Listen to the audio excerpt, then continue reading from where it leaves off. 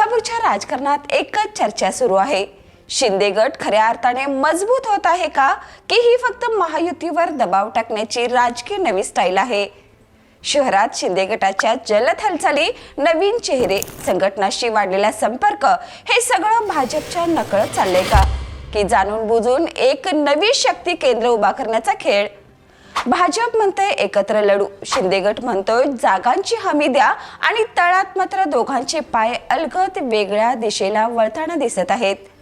अलीकडच्या भाषणातून, सभामधून आणि कार्यकर्त्यांच्या वक्तव्यातून एक गोष्ट स्पष्ट आहे. शिंदे गट आता फक्त सोबती नाही, तर स्वतःचं वेगळं वर्चस्व दाखवण्याच्या तयारीत आहे. काही प्रभागामध्ये स्वतंत्र उमेदवारांची तयारी, राष्ट्रवादी अजित गटवर तिखट आरोप, भाजपची डॉमिनन्स पॉलिटिक्स उघडपणे चर्चेत. हे सगळं एकाच दिशेचा संकेत देतंय, आम्ही महायुतीत आहोत पण बांधील नाही. भाजपचं बूथ स्ट्रक्चर ताकदवान आहे, निधी प्रचंड, शिंदे गट अजून उभारणीच्या टप्प्यात, पण आवाज मात्र मोठा.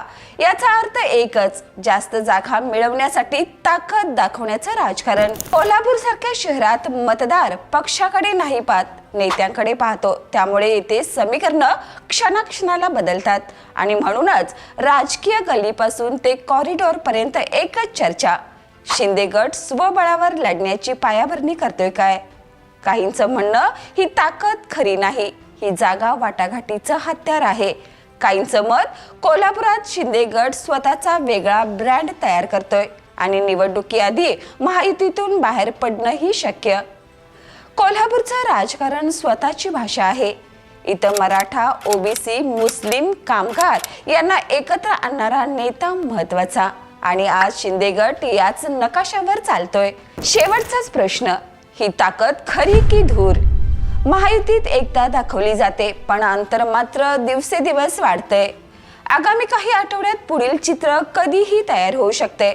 जागा वाटपावरून शिंदे गट महायुतीवर दबाव वाढवेल, भाजप स्वबळावर लढूचा संदेश देईल, आणि कोल्हापूरच्या राजकारणात एक नवीन समीकरण जन्माला येईल.